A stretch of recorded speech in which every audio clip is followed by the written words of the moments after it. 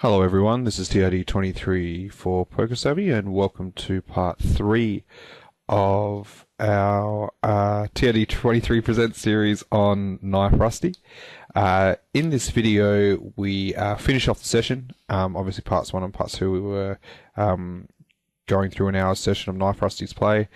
We finish off that session and then I go through something which I think will be helpful for a lot of you, and obviously Knife in particular.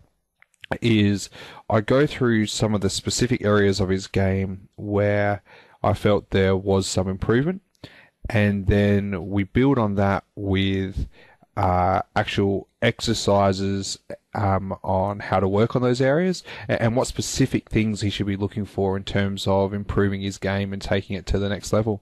Anyway, let's get rocking and rolling.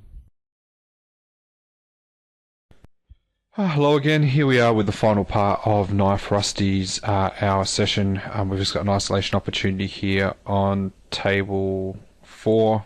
Just remembering what we talked about last session, which was with our isolation raise sizing. Here, what is the purpose behind our raise size? We are basically trying to isolate it against a bad opponent, flop top pair, and hopefully get stacks in. I mean, that's our plan here, so we don't need to bet any more than is necessary. Decision on table 3 is pretty straightforward. I still think it's an open. Obups on table 3 has proven not to quite be the nitty sort of player we initially thought he may be.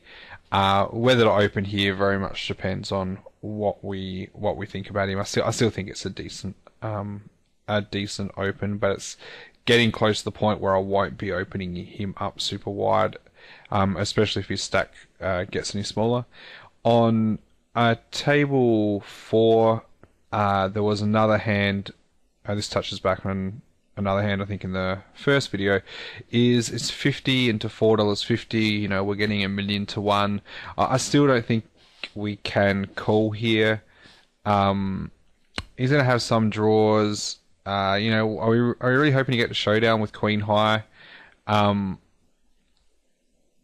There's just not a lot to gain here in these sort of spots. And what will happen so often is that we'll call flop to either fold turn or fold river. And so I don't really like a call here.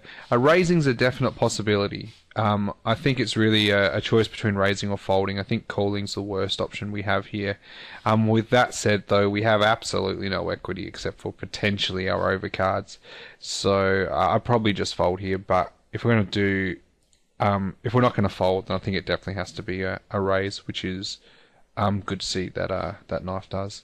I don't know if this spot is the best for it, just because we've just got no equity. We're not drawing to anything.